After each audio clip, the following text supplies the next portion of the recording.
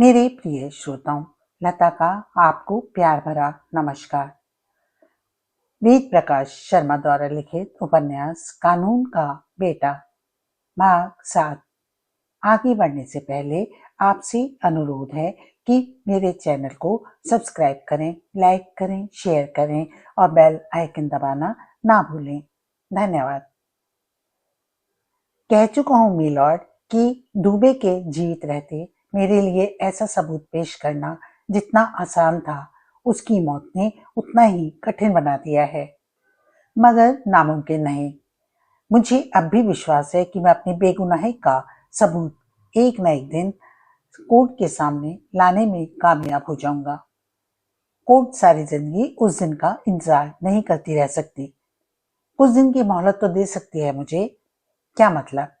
मैं अदालत से दरखास्त करता हूँ सर कि मुझे कुछ दिन की मोहलत दी जाए, कम से कम 6 महीने की। उम्मीद करता हूँ कि अगली तारीख पर मैं अपनी बेगुनाही का कोई ना कोई सबूत कोर्ट के सामने जरूर ले आऊंगा। सरकारी वकील ने विरोध किया। इतनी लंबी तारीख नहीं दी जा सकती योर ऑनर। इस प्रकार थोड़ी देर और दोनों की बहस के बाद विद्वान न्यायाधीश ने 4 महीने बाद की एक तारीख की सुनवाई के लिए निश्चित की। अंत तक जैन साहब उससे नाराज रहे। केशव जानता था कि वे उसे बहुत प्यार करते हैं, नाराज भले ही चाहे रहें, मगर उसका बुरा नहीं चाह सकते। दरअसल वे नाराजगी प्यार की ज्यादती के कारण है। इलाहाबाद छोड़ने से पहले केशव और सोनू तीरथ सिंह से मिलना नहीं भूले। नई दिल्ली रेलवे स्टेशन पर उतरने के बाद वे एक टैक्सी में बैठकर कनॉट प्लेस पंडित फाइनेंस के ऑफिस पहुंचे। उसकी वहां प्रविष्ट होते ही खलबली सी मच गई। साजिद, शेखर, मंगल, वीणा और शबीना ने उसे इस तरह घेर लिया जैसे बंदर गुड़ की भेली को घेरते हैं। सोनू को उन सबके बारे में केशव पहले ही बता चुका था। अपने ऑफिस में पहुंचने के बाद सोनू को उसने केवल यह बताया कि कौन सा नाम किसका है और अंत में बोला, यह सोनू है। कौन सोनू? मंगल ने पूछा। फिलहाल अपनी एक और साथी समझ सकते हो, यानी मूल रूप से दिल्ली की रहने वाली है, लॉरेंस रोड पर इसका घर है और बहुत पहले इलाहाबाद में थी, वहां से इसे मैं वापस ले आया हूं। इससे ज्यादा सोनू के बारे में हम खुद इसी से पूछ लेंगे, शबीना ने कहा। परंपरा यही रही है केशव भैया, एक दूसरे के बारे में हमें इससे ज्यादा कुछ नहीं बताते, आपस में बात करके जान लेते हैं हम। सब हंस पड़े, केशव और सोनू भी। तब केशव ने सोनू से कहा, सोनू, अगर तू चाहे तो लॉरेंस रोड जा सकती है। किस लिए? जिस लिए तू चाहे। मतलब अगर रहना चाहे तो वहां रह भी सकती है, चाहे तो हम सब लोगों के साथ भी। रास्ते में बता ही चुका हूं कि हम सब रूपनगर में ही एक कोठी में रहते हैं। एक सोनू गुर्राई। अगर मैं तेरे दोनों कान उखाड़ कर आंखों की जगह फिट कर दूं और आंखें निकालकर कानों की जगह चिपका दूं तो कैसा रहे? क्या मतलब? तुझे छोड़कर मैं कहीं और रहूंगी? मेरा मतलब यह नहीं था। मतलब के बच्चे। झपट कर सोनू ने दोनों हाथों से उसका गिरेबान पकड़ा और गुर्राई। इस ऊंची और गद्देदार कुर्सी पर बैठकर खुद की बहुत बड़ी 30 मार खां समझने लगा है। तूने ये कैसे सोच लिया कि सोनू कहीं और रह सकती है? और केशव की हालत अजीब हो गई। साजिद आदि तो काफी देर पहले से अवाक मुद्रा में थे। चेहरों पर आश्चर्य लिए वे आंखें फाड़े सोनू को देख रहे थे, इस तरह जैसे वे कुतुब मीनार को चांदनी चौक में मटर गश्ती करते देख रहे हों। वे कल्पना भी नहीं कर सकते थे कि कोई केशव से इस अंदाज में बात कर सकता है। केशव ने कोई विरोध नहीं किया था, बल्कि वे स्वयं देख रहे थे कि इस लड़की के सामने उस बेचारे की हालत खुद खस्ता थी। वह कह रहा था, सॉरी सोनू, माफ कर दे, गलती हो गई, तू हम सबके साथ ही रहेगी, मगर एक बार मिलने तो जा ही सकती है ना उनसे। नहीं जाऊंगी। क्यों? तू समझता क्यों नहीं केशव? मेरे माँ बाप हैं, एक बार अगर उन्हें मालूम हो गया कि मैं दिल्ली में हूँ तो क्या वे मुझे लॉरेंस रोड के अलावा कहीं रहने देंगे?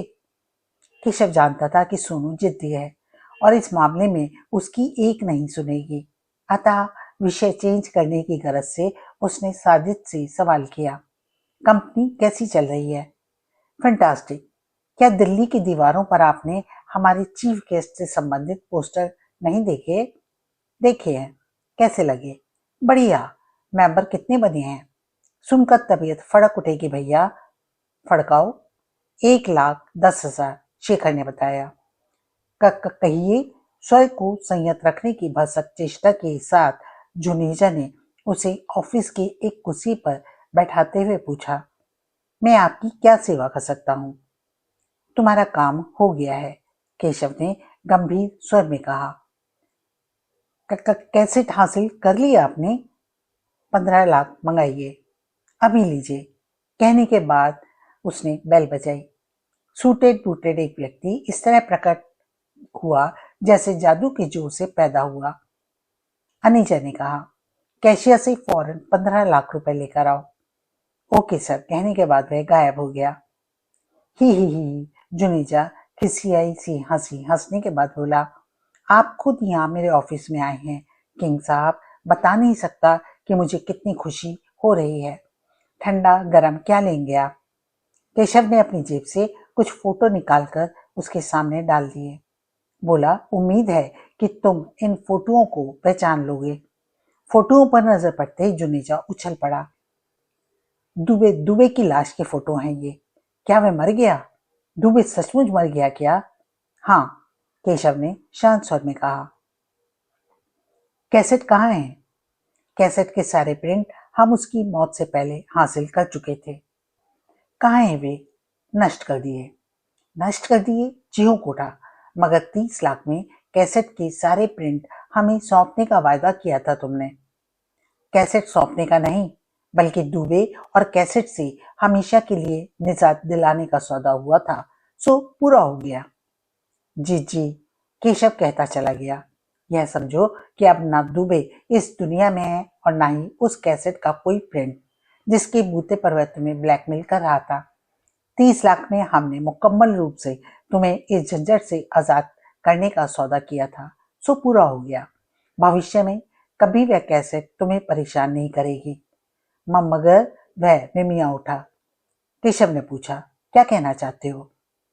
कैसेट के प्रिंट मिल जाते तो मेरे दिल को तसल्ली। क्या अब तसल्ली नहीं है? जी, हम यानी किंग कोबरा खुद कह रहे हैं कि भविष्य में वह कैसेट परेशान नहीं करेगी। क्या इससे बड़ी तसल्ली दुनिया में कोई है? नहीं, मेरा मतलब यह नहीं था। छोड़ो, केशव ने कहा, ज्यादा वक्त नहीं है हमारे पास। फौरन 15 लाख मंगाओ और हमें यहाँ से रवाना करो। जुनेजा ने जोर से 2 बार बेल बजाई। इस बार सूटेड बूटेड व्यक्ति एक सूटकेस सहित हाजिर हुआ। सूटकेस उससे लेकर उसने इतनी तेजी के साथ केशव के हवाले किया कि अगर जरा सी भी देर हो गई तो अनर्थ हो जाएगा। फिर जुनेजा उसे विदा करने खुद बाहर तक आया। केशव के जाने के बाद वह लौटा। ऑफिस में पहुंचकर फोन पर कुकरेजा का नंबर मांगा और संबंध स्थापित होते ही बोला, क्या कल का गया वह बेवकूफ अभी तक इलाहाबाद से नहीं लौटा है कुकरेजा? बब्बन आ गया है। कब? अभी, कोई 20 मिनट पहले आया है। क्या रिपोर्ट लाया? रिपोर्ट सुन लोगे तो हार्ट फेल हो जाएगा। जुनेजा बब्बन इलाहाबाद से दिल दहला देने वाली खबर के साथ लौटा है। जुनेजा ने धड़कते दिल से पूछा, ऐसी क्या खबर है? फोन पर नहीं बताई जा सकती, तुम इधर आ जाओ या हम उधर आ रहे हैं। मैं आ रहा हूँ, कहने के बाद जुनेजा ने रिसीवर क्रेडिट पर पटक दिया। नहीं, बब्बन की रिपोर्ट सुनने के बाद हलक से ऐसी चीख निकली जैसे बेहद डरावनी लाश देखी। पलक झपकते ही उसका चेहरा पसीने पसीने हो गया। मूर्खों की तरह बड़बड़ा उठा वह, ऐसा नहीं हो सकता, भला कैसे मुमकिन है ये? तुम्हें गलतफहमी हुई होगी बब्बन। मुझे कोई गलतफहमी नहीं हुई है। मगर वह केशव नहीं, वह केशव कैसे हो सकता है? यह देखो, कहने के साथ ही बब्बन ने ढेर सारे अखबार मेज पर पटक दिए। बोला, ये सब इलाहाबाद के लोकल अखबार हैं। करीब करीब सब में उसका फोटो और नाम ही नहीं बल्कि उसका जीवन परिचय तक छपा है। जुनेजा ने आंखें फाड़ फाड़ कर अखबार देखे। मुंह से बरबस ही निकल पड़ा, हे भगवान। बब्बन और कुकरेजा के चेहरे तो पहले से ही निचड़े हुए नजर आ रहे थे। जुनेजा का चेहरा उनसे कुछ ज्यादा ही पीला पड़ गया। विभिन्न अखबारों के हेडिंग्स को पढ़ रहा था वह। बोला, मुझे अभी तक यकीन नहीं आ रहा कि वह केशव है। जितनी जल्दी यकीन कर लो उतना ही बेहतर है। क्या मतलब? अभी उसे मालूम नहीं है कि हम उसकी हकीकत जान चुके हैं। अपने बाकी 15 लाख वह हमारे पास लेने आएगा, तब तक उसका इलाज सोच लेंगे। काका, कुछ नहीं हो सकता, कुछ नहीं हो सकता। जुनेजा मानो रो पड़ा। कुकरेजा ने पूछा, क्यों? वह 15 लाख रुपए मुझसे ले जा चुका है। क्या? बब्बन और कुकरेजा के मुंह भाड़ के मानद खुले रह गए। हाँ, हम पूरी तरह लुट चुके हैं। कब? कुछ देर पहले। उसके जाते ही तो मैंने तुम्हें फोन किया था। यहाँ फैक्ट्री में आया था वह। हाँ। कैसेट दी? नहीं। क्यों? जब 15 लाख दिए तो कैसेट क्यों नहीं ली तुमने? कहने लगा कि सौदा कैसेट हमें सौंपने का नहीं हुआ था, बल्कि उससे और दुबे से हमेशा के लिए निजात दिलाने का हुआ था। सो मैं यकीन रखूं कि कैसेट भविष्य में कभी हमें परेशान नहीं करेगी। और तुमने यकीन कर लिया। चारा क्या था? कह सकते थे जब तक कैसेट नहीं देगा तब तक हम भी 15 लाख नहीं देंगे। किंग कोबरा से इस तरह की बात करने का हौसला आज किस में है? नहीं है तो मरो। अब आगे जो होगा उसे भुगतना। आगे आगे क्या होगा? हम सब फांसी के फंदे पर झूलेंगे। और क्या होगा? कैसे? अब तक तो कैसेट सिर्फ दुबे पर थी, जो कभी कभी हमसे नोट ऐंठ लिया करता था। अब केशव के पास है, उस केशव के पास जिस पर इलाहाबाद में मुकदमा चल रहा है।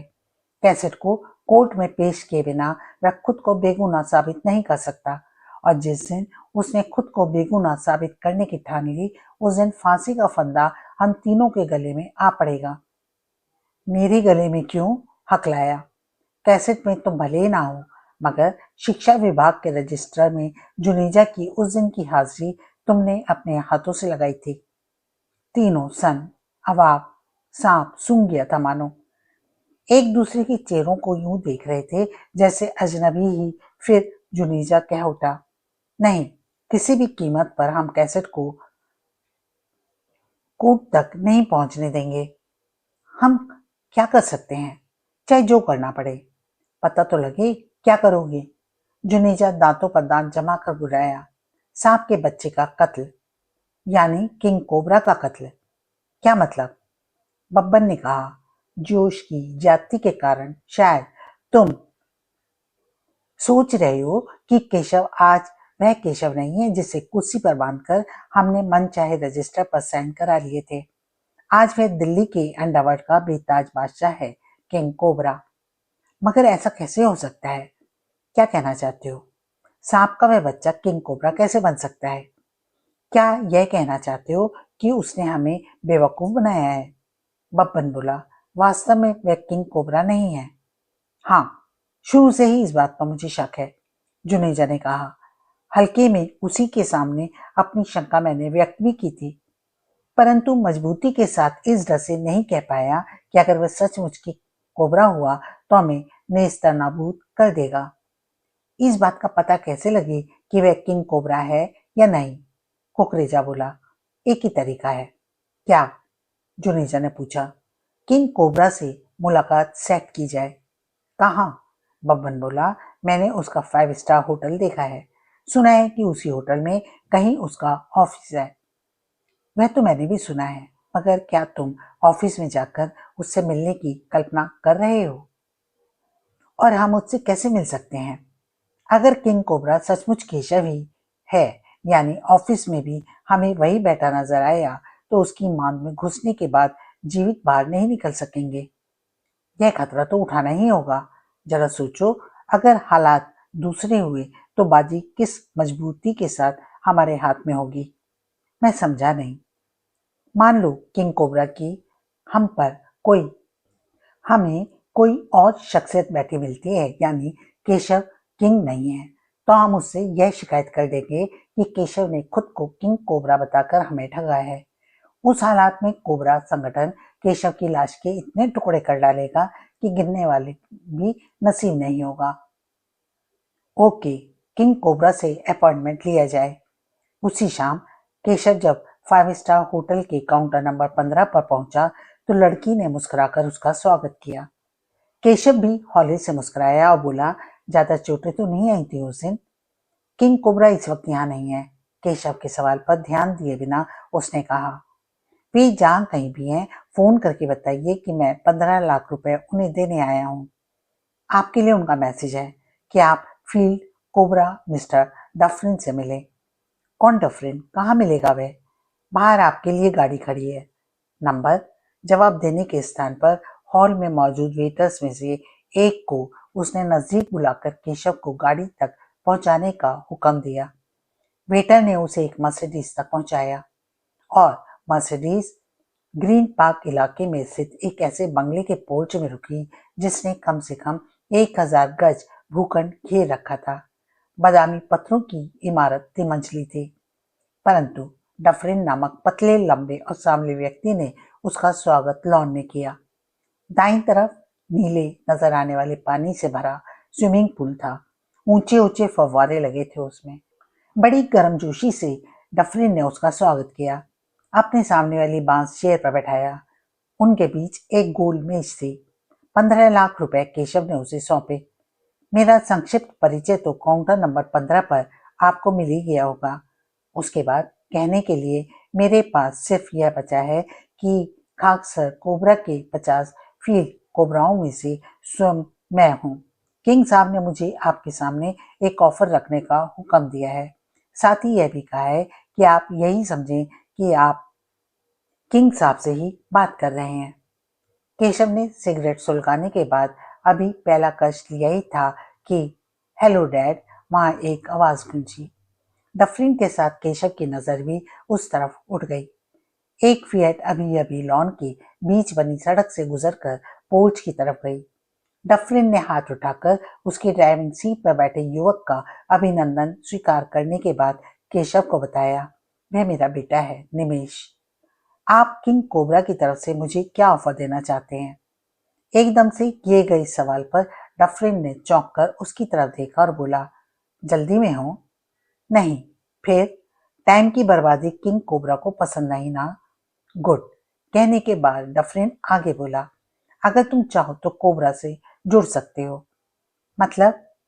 लोग कोबरा का मेंबर बनने के लिए उसी तरह तड़पते हैं जैसे रेत पर पड़ी मछली पानी के लिए।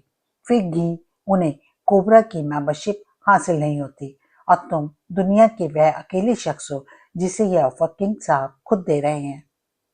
इस मेहरबानी की वजह तुम्हारे अंदर छुपी दृढ़ इच्छा शक्ति और योग्यताएं, यानी किंग साहब मेरी खूबियों का इस्तेमाल करना चाहते हैं।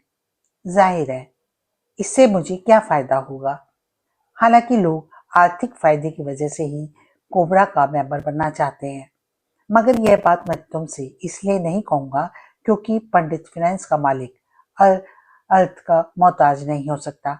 हाँ, दूसरी कोई निश्चय ही तुम्हारे काम की नहीं है। वह क्या? कोबरा के नाम मात्र से दुनिया का बड़े से बड़ा काम कितनी आसानी से हो जाता है, इसका नमूना दुबई से कैसेट लेते वक्त तुम खुद देख चुके हो। दिल्ली के ही नहीं बल्कि संपूर्ण भारत के अंडरवर्ल्ड में कोबरा के मेंबर को असीमित सम्मान की दृष्टि से देखा जाता है। कोई टेढ़ी आंख से उसकी तरफ देख तक नहीं सकता क्योंकि लोग जानते हैं कि वह अकेला नहीं है। पूरा कोबरा संगठन उसके पीछे खड़ा है। अंडरवर्ल्ड जानता है कि कोबरा के मेंबर को अगर टच भी किया तो सारा संगठन उसकी हरकत का बदला लेने के लिए जुट जाएगा। कम से कम मुझे ऐसी सुरक्षा की जरूरत नहीं है। अच्छा? डफरिन ने उसकी आंखों में झांका। सिगरेट के अंतिम सिरे को मेज के बीचों बीच रखी एस्ट्रे में मसलते हुए केशव ने कहा, क्या आप कोबरा की कोई और ऐसी खूबी बयान कर सकते हैं जो मुझे आकर्षित कर सके? क्या अभी तक तुम्हें कोई आकर्षण नजर नहीं आया? अफसोस के साथ कहना पड़ रहा है डफरिन साहब कि नहीं। नहीं? डफरिन ने बड़ी गहरी नजर से उसे घूरा। केशव ने दृढ़तापूर्वक कहा, नहीं। यानी मुझे किंग साहब का ऑफर नामंजूर है। वजह? सबसे बड़ी वजह यह है कि कोबरा संगठन की इमेज माफिया जैसी है, यानी मुजरिमों का संगठन माना जाता है। कोबरा का मेंबर होने का मतलब ही है कि वह मुजरिम है, और खुद को मैंने पहले कभी उन जैसा नहीं माना, ना आज मानता हूं। तुम्हारे ना मानने से क्या होता है? बेशक मेरे मानने से कुछ नहीं होता, मगर माफ कीजिए, मानने से कोबरा संगठन के भी कुछ नहीं होता। केशव बेधड़क कहता चला गया। मानने से होता है कानून के कोर्ट के। मुजरिम वह जिसे कोर्ट मान ले, भले ही उसने दफा 144 तोड़ी हो, और वह मुजरिम नहीं जिसे कोर्ट ने मुजरिम नहीं माना, भले ही एक दिन में उसने कितनी दफाओं का उल्लंघन किया हो, जितनी वह सांसें लेता है। यानी तुम्हें फर्क इस बात पर है कि तुम कानून की पकड़ में नहीं आते। यकीनन, केशव दृढ़तापूर्वक कहा। यह फर्क करने की बात है और मैं उस पर फक्र करता हूँ। हम शायद भटक रहे हैं। मुद्दा यह है कि आपने किंग साहब की तरफ से मुझे कोबरा में शामिल होने का ऑफर दिया है। एक बार भी पुनः उसकी आंखों में झांकते हुए डफरी ने कहा, और तुम्हें वह नामंजूर है। करेक्ट। सोच लो, तुम्हें कोबरा की साधारण मेंबरशिप ऑफर नहीं की जा रही है, बल्कि इतने ऊंचे ओहदे पर तुम एकदम आसीन हो जाओगे, जिसके लिए आप मेंबर को वर्षों संगठन की सेवा करनी पड़ती है। मुझे किंग कोबरा तक बनने में कोई दिलचस्पी नहीं है। जवाब सुनकर डफरिन का चेहरा सख्त हो गया। जबड़े रह रहकर फूलने पिचकने लगे। बड़ी ही नजरों से केशव की ओर घूर रहा था। फिर उसने 5-2-2, 5-5-3 कोबरा साहब के ऑफर को कबूल करना या ना करना तुम्हारा अधिकार है। 5 स्टार की गगनचुंबी इमारत के शीर्ष पर स्थित शीशे का बड़ा हॉल अपनी मंतर गति घूम रहा था। इस घूमते हॉल में किंग कोबरा के सामने बैठे जुनेजा शुगर वर्क्स के तीनों डायरेक्टर्स ने अपनी बात पूरी की ही थी कि किंग कोबरा मुस्कुरा उठा। बोला, इसमें कोई शक नहीं कि किंग कोबरा होना तो केशव कोबरा खास साधारण मेंबर भी नहीं है, और खुद को किंग कोबरा बताकर निश्चय ही उसने एक अक्षम्य अपराध किया था। परंतु परंतु तीनों के मुंह से एक साथ निकला, हम उसे माफ कर रहे हैं। माफ कर चुके हैं? अपनी गलती स्वीकार करने पर वह खुद हमारे पास आया था। तुम्हारी दी हुई 15-15 लाख की दोनों किस्तें भी उसने हम तक पहुंचा दी हैं। यानी समझो कि तुम्हारा यह काम कोबरा संगठन ने ही किया। इलाहाबाद के लोकल अखबार में अगर तुमने ध्यान से पढ़े होंगे तो शायद यह बात समझ भी गए होंगे। क्या आपका इशारा उस पत्र की तरफ है जिसे दुबे को देकर केशव ने उससे कैसेट हासिल की थी? बब्बर ने पूछा। करेक्ट। यह बात यहाँ आने से पहले मेरे दिमाग में खटकी थी, मगर फिर यह सोच कर रह गया कि जो शख्स हमें खुद को किंग कोबरा बता सकता है, उसे दुबे को बेवकूफ बनाने में कितनी देर लगी होगी। उसके द्वारा दिया गया पत्र हमारा ही था। किंग कोबरा के इस जवाब पर उनका उत्साह ठंडा पड़ गया। कोबरा के जरिए केशव की लाश के किए जाने के जितने टुकड़े कर डालने की कल्पना कर बैठे थे, वे सब पर पलक झपकते ही पानी फिर गया। अभी एक दूसरे की तरफ वे सवालिया नजरों से देख ही रहे थे कि किंग कोबरा ने पूछा, आपको हमसे कोई और बात करनी है? जी जी हाँ, जुनेजा जल्दी से बोला। कहिए। अगर आप यह कहते हैं कि अपना काम कोबरा द्वारा किया गया ही समझें, तो हम कैसेट भी आप ही से लेने के हकदार हुए ना? कैसेट? जी हाँ, 30 लाख में हमने उसी का सौदा किया था, मगर वह अभी तक हमें नहीं मिली। केशव का कहना है कि सौदा कैसेट का नहीं, बल्कि दुबे और कैसेट से आप लोगों को हमेशा के लिए निजात दिलाने का हुआ था। वह झूठ बोलता है सर। बको मत। किंग कोबरा के मुंह से निकली गुर्राहट ने उनके समूचे वजूद को कप कपा कर रख दिया। झूठ तुम बोल रहे हो। सौदा वही हुआ था जो केशव ने कहा। मैं सौदे के बारे में बात नहीं कर रहा था सर।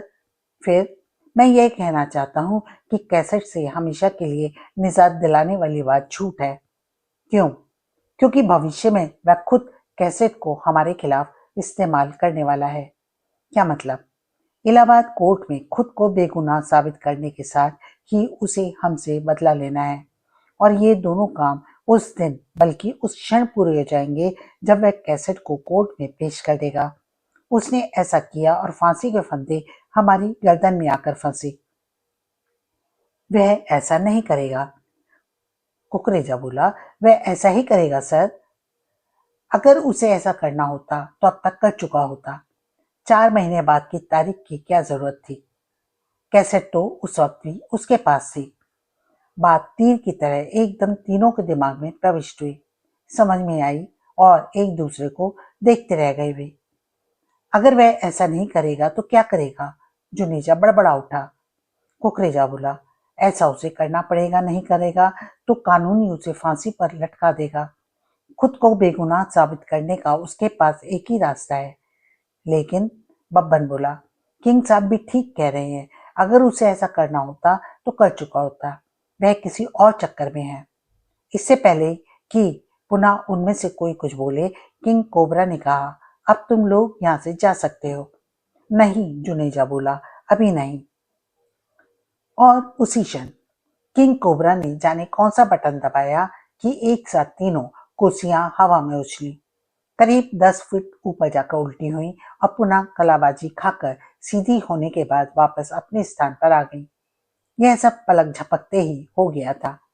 मंथर गति से घूमते हॉल में तीनों की चीखें गूंजी थीं और उस वक्त वे हॉल के फर्श पर अलग अलग पड़े करा रहे थे। जब गेट आउट खड़े होते हुए किंग कोबरा ने धीमे किंतु बेहद कठोर स्वर में कहा, यह तुम्हारी फैक्ट्री का ऑफिस नहीं जहां बैठकर आपस में यह डिस्कस कर रहे थे कि केशव क्या करने के चक्कर में है। So sorry sir, Kukreja गिड़गिड़ाया।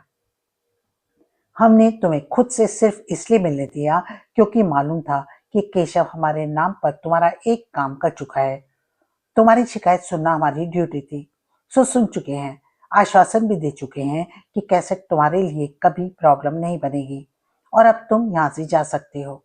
Delhi की एक फैक्ट्री के रिस्पेक्टेड डायरेक्टर हो तुम। यह अच्छा नहीं लगेगा कि हमारे कमांडो तुम्हें उठाकर इस होटल के बाहर फेंक दे। तीनों एक झटके से उठकर खड़े हो गए।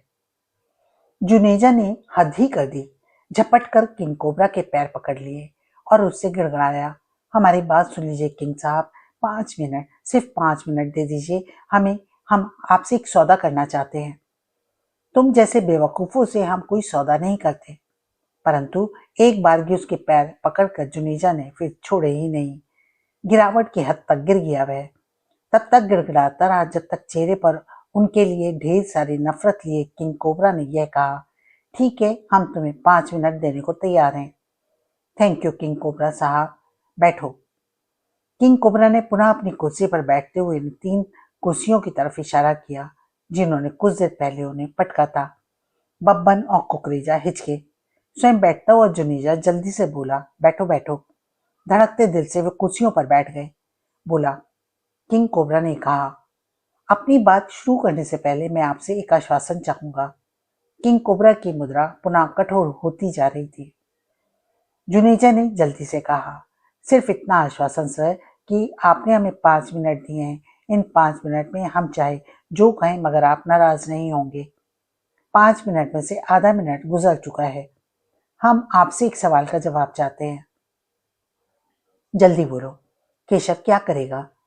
अपने लहजे में उत्पन्न होने जा रही नफरत को छिपाने का प्रयास करते हुए किंग कोबरा ने कहा, तुम तीनों को वहीं पहुंचा देगा जहां दुबे को पहुंचाया है।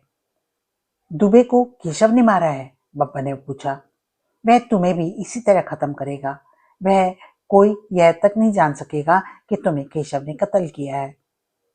तुम चुप रहो बब्बन, जुनेजा ने उसे डांटा। मुझे सब बात करने दो। मैं आपसे एक सौदा करना चाहता हूँ किंग साहब। कैसा सौदा?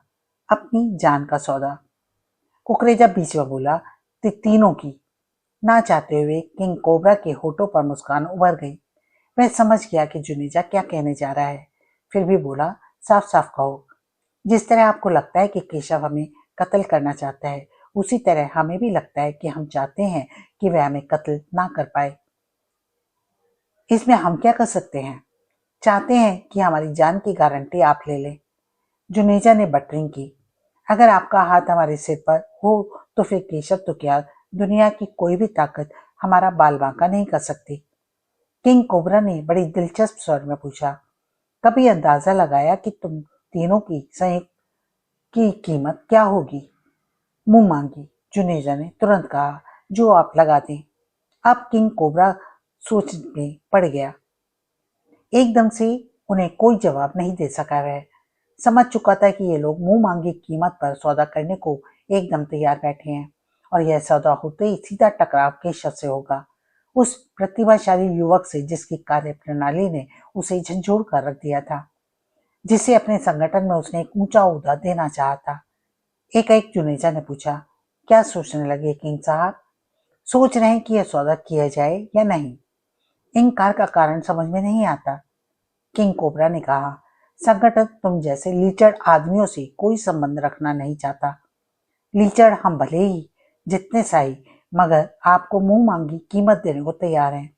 और जहां तक मुझे पता है, किसी भी सौदे में कोबरा संगठन सिर्फ यह देखता है कि उसे मुकम्मल कीमत मिल रही है या नहीं। इस बात से संगठन को कोई मतलब नहीं होता कि वे आदमी कैसे हैं और जिनसे सौदा किया गया है। यह बात सच थी और यह सच बात किंग कोबरा के दिलो दिमाग में उतर गई। अभी उसके दिमाग में विचारों का मंथन चल ही रहा था कि क्या सोचने लगे किंग साहब? जुनेजा ने पूछा। किंग कोबरा ने पूरी गंभीरता के साथ कहा, तुम तीनों की जान की कीमत 1 करोड़ रुपया होगी। डन।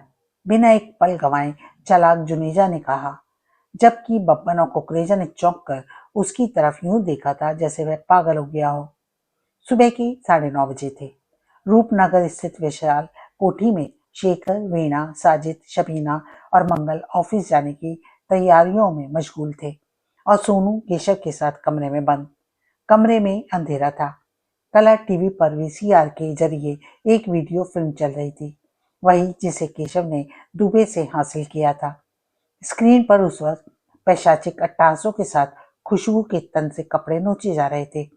चेहरे पर किसी खुरदरे पत्थर की कठोरता थी। जबड़े इस कदर भिजे हुए थे जैसे एक दूसरे को तोड़ देना चाहते ही स्क्रीन से छिटकने वाला रंग बिरंगा प्रकाश उसके चेहरे को भयानक बना रहा था। बंद कर दे इसे, बंद कर दे केशव, बुरी तरह बिलखती सोनू कह उठी। केशव ने ठंडे स्वर में धीरे से कहा, चलने दे। नहीं, वह तड़प उठी। खामोश। केशव गुर्राया, तुझसे नहीं देखा जाता तो बाहर जा सकती है। देखना है मुझे, बार बार ये मंजर देखना है। क्यों? इसे देखने से क्या मिलता है तुझे? ताकत मिलती है, मेरे इरादे को दृढ़ता मिलती है। दांत भींचे केशव कहता चला गया, बदला लेने का मेरा इरादा मजबूत और मजबूत होता है सोनू, मगर मुझसे ये सब नहीं देखा जाता। तो केशव के आगे कुछ कहने से पहले ही दरवाजे पर दस्तक हुई। वे चौंके। केशव ने तेजी से वीसीआर का वॉल्यूम कम किया और दरवाजे की तरफ मुखातिब होकर ऊंची आवाज में बोला, कौन है? मैं हूं केशव भैया, दरवाजा खोलिए। साजिद की आवाज आई। गुस्से की एक तीव्र लहर बड़ी तेजी से केशव के चेहरे पर उभरी। वीसीआर और ऑफ करके दरवाजे की तरफ बढ़ा। उस वक्त सोनू रुमाल से जल्दी जल्दी अपने आंसू पोंछ रही थी। जब एक झटके से दरवाजा खोलने के बाद केशव गुर्राया, क्या बात है, कितनी बार कहा है कि जब हम इस कमरे में हो तो डिस्टर्ब मत किया करो। और साजिद एकदम सहम गया। यह सच है कि उसके सारे जिस्म में झुरझुरी सी दौड़ गई थी। केशव को इतने गुस्से और ऐसी कठोर मुद्रा में उसने पहले कभी नहीं देखा था। वह इतना सहम गया था कि चाहने के बावजूद मुंह से कोई बोल ना फूट सका। जबकि केशव चीखा, अब खड़े खड़े मेरा क्या मुंह देख रहे हो? बोलो, क्या बात है? सॉरी, साजिद नहीं कह सका। क्या मतलब? केशव पुनः गुर्राया। कोबरा से एक शख्स आपसे मिलने आया है। मैंने यह सोचकर डिस्टर्ब किया कि शायद आप खुद भी उससे मिलने के इच्छुक हों। केशव के मस्तिष्क को झटका सा लगा। बड़ी तेजी से खुद को नियंत्रित किया उसने और आंसू पोंछने के बाद तब तक सोनू भी दरवाजे पर पहुंच चुकी थी। केशव ने अपेक्षाकृत शांत स्वर में पूछा, कोबरा का आदमी यहाँ? जी हाँ। साजिद को थोड़ी राहत मिली थी। कहाँ है वह? ड्राइंग रूम में। हम लोगों ने काम पूछा और टरकाने की कोशिश भी की, मगर उसने कहा वह आप ही से बात करेगा। चलो, केशव ने, हालांकि उसके तन पर आसमानी रंग का कीमती सूट था। जिसने केशव के ड्राइंग रूम में दाखिल होते ही सोफे से खड़े होकर उसका स्वागत किया, परंतु सूट के बावजूद उसका गठीला जिस्म छिप नहीं पा रहा था। हाथ मिलाते वक्त केशव ने महसूस किया कि वह नियमित वेट लिफ्टिंग करता है। नाटे कद, सांवले रंग और मोटी नाक वाले उस व्यक्ति को बहुत ध्यान से देखते हुए केशव ने कहा, बैठो। वह बैठ गया। ड्राइंग रूम में सभी थे, सोनू, साजिद, शेखर, मंगल, वीणा और शबीना। उसके सामने वाले सोफे पर बैठने के बाद केशव ने एक सिगरेट सुलगाई और पहला कश लेने के बाद पूछा, कहिए यहाँ कैसे आना हुआ?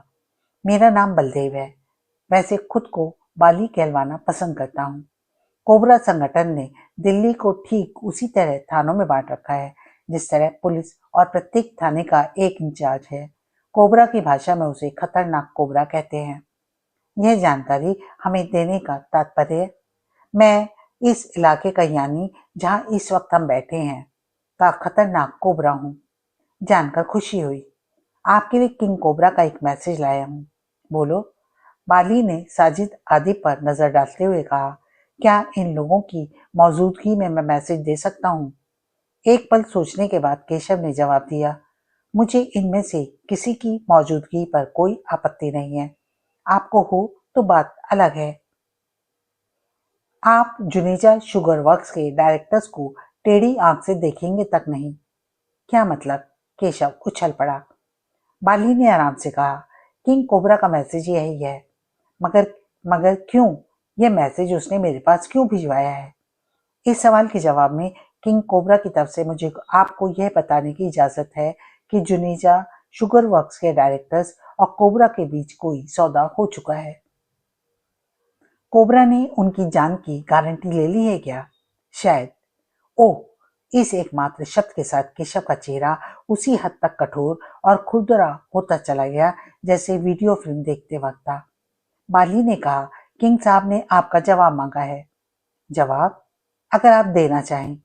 किंग कोबरा ने मेरे लिए मैसेज नहीं, हुक्म भिजवाया है, और तुमसे मेरा एकमात्र सवाल ये है कि अगर मैं इस हुक्म को मानने से इनकार कर दूं तो यह समझा जाएगा कि आप कोबरा से दुश्मनी लेने को तैयार हैं।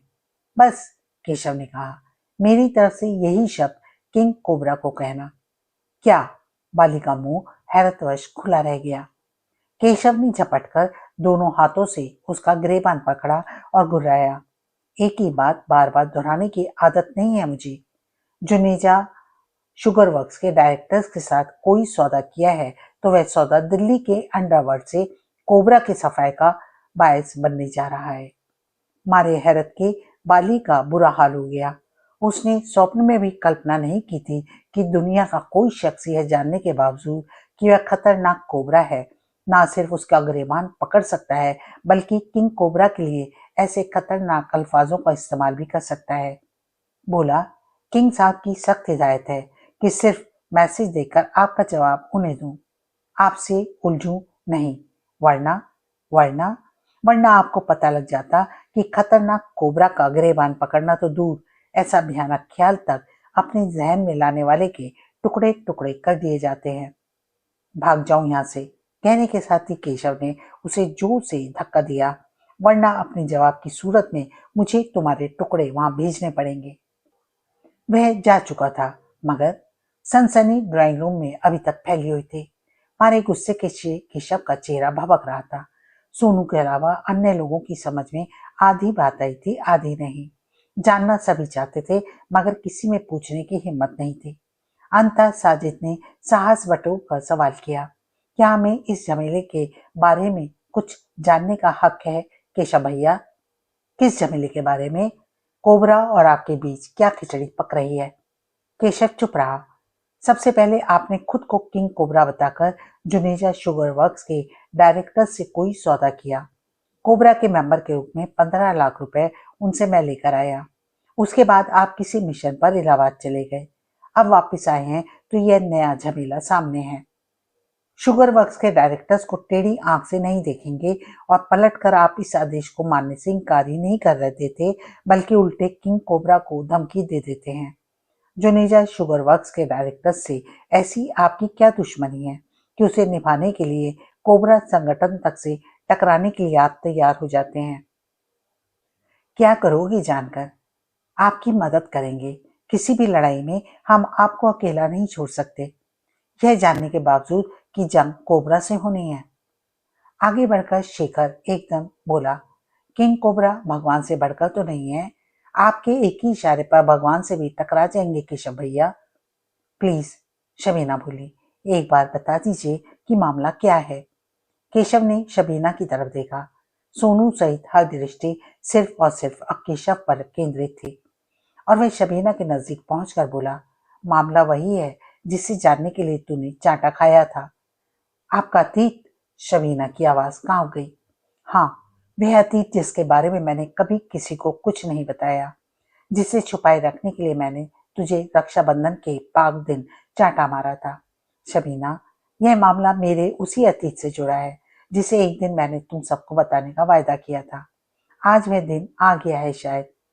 बताइए, मैं बहुत उत्सुक हूँ केशव भैया। वह खुश हो गई। फीकी मुस्कान के साथ कहा केशव ने, बात खुश होने की नहीं है पगली। मैं उसी दिन से श्योर था केशव भैया कि यह मामला आपके अतीत से जुड़ा है, जिस दिन आपके आदेश पर 15 लाख लाया था।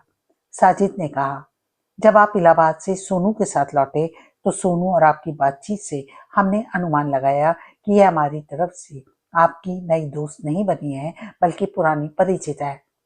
और एक बार पुनः वहां खामोशी छा गई। फिर केशव ने पुकारा, सोनू। हाँ, आवाज भर आई हुई थी। इन सबको उस कमरे में ले जा। वह फिल्म दिखा जिसे इलाहाबाद से आने के बाद तेरे साथ मैं अक्सर देखता रहता हूँ। नहीं, यह काम मुझसे नहीं होगा। तुझे करना होगा सोनू। तेरे अलावा मैं किसी और के साथ बैठकर वह सारी फिल्म नहीं देख सकता।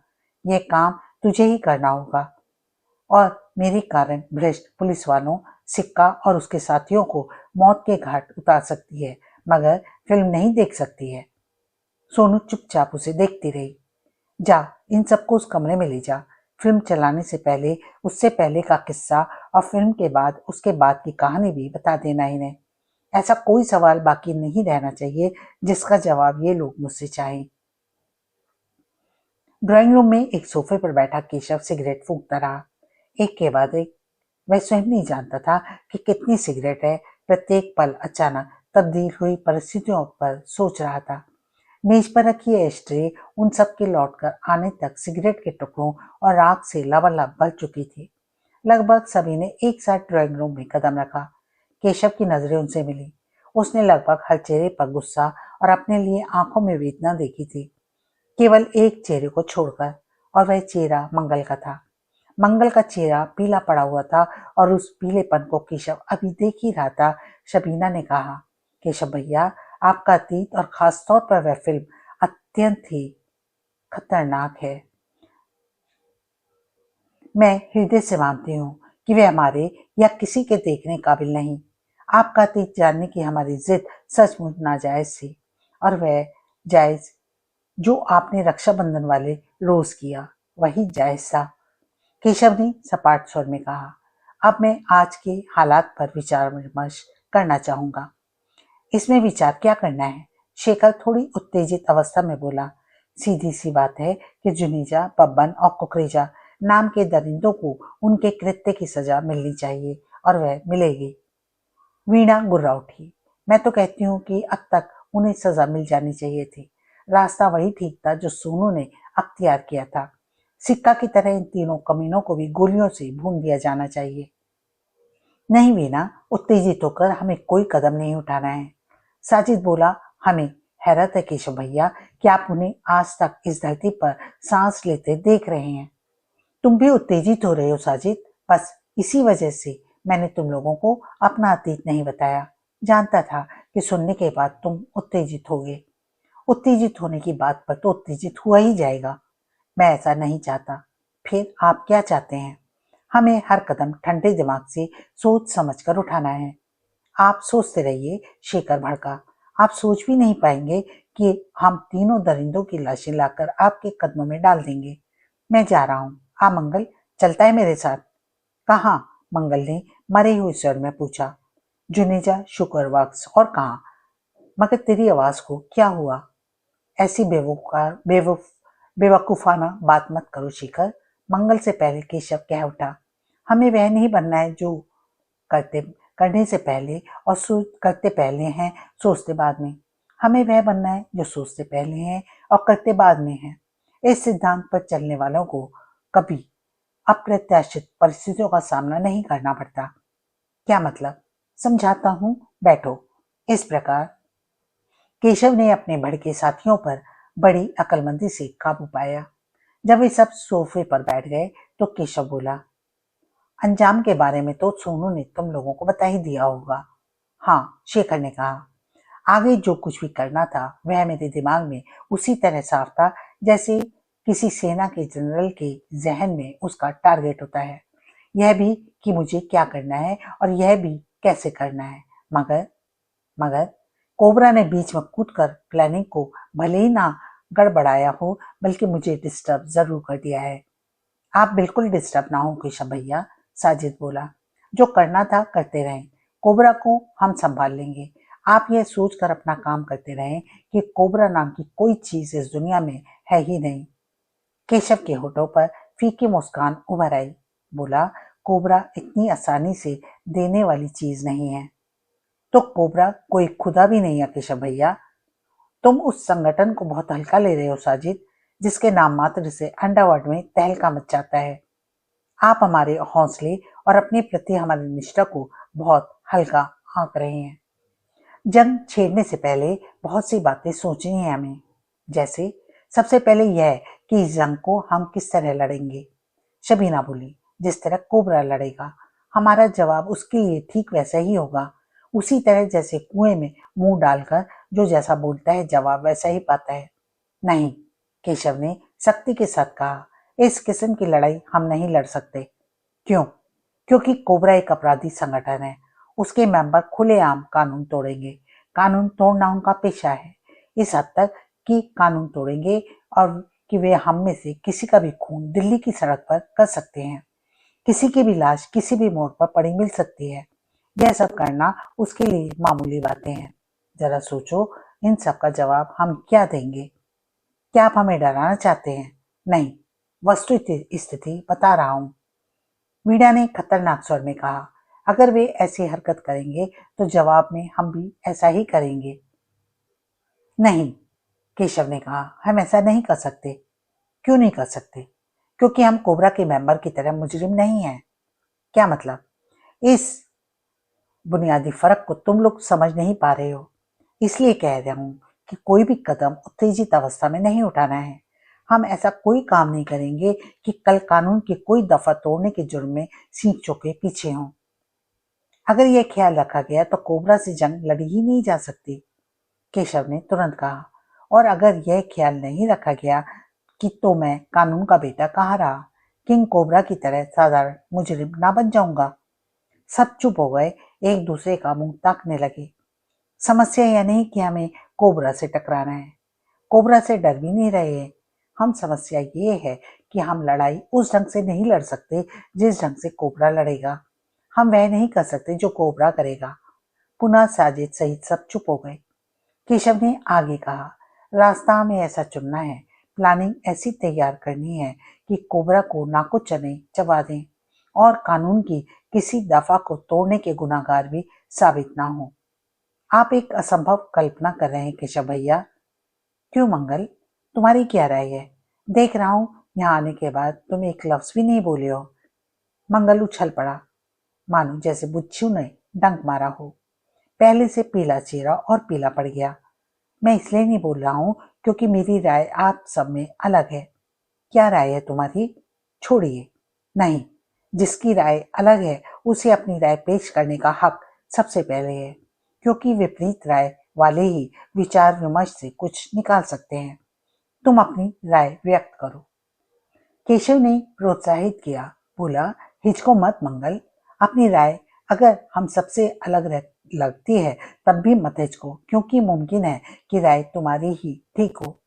और फिर मंगल ने कह दिया, मेरा ख्याल है कि कोबरा से टकराने का खौफ तक हमें नहीं देखना चाहिए। क्या? एक साथ सभी के मुंह से निकल पड़ा। केशव ने तेजी से अपने दोनों हाथ उठाकर सबको चुप रहने का निर्देश दिया। बोला, क्या मैं पूछ सकता हूँ मंगल कि तुम्हारा ऐसा ख्याल क्यों है? इतिहास गवाह है केशव भैया कि जब जब कोबरा से कोई टकराया है, सड़क पर पड़ी उसकी लाश को आवारा कुत्ते ने झंझोड़ा है। अंडरवर्ल्ड में कोबरा की धाक यूं ही नहीं है, पीछे अनेक खूनी कहानियां हैं, वारदातें हैं। प्रशासन और सरकार तक कोबरा से टकरा कर देख चुकी है।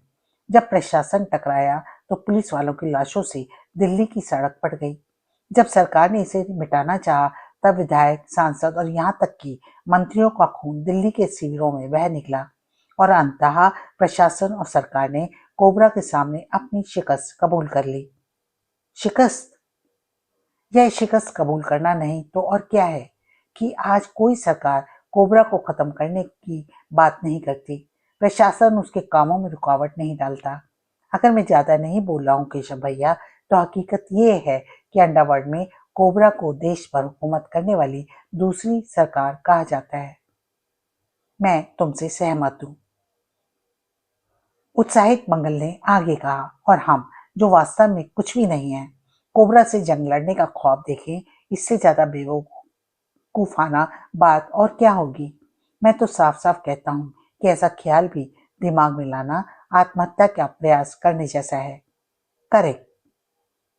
आज का वीडियो हम यहीं समाप्त करते हैं। आगे की कहानी के साथ शीघ्र उपस्थित होती हूँ। तब तक के लिए नमस्कार।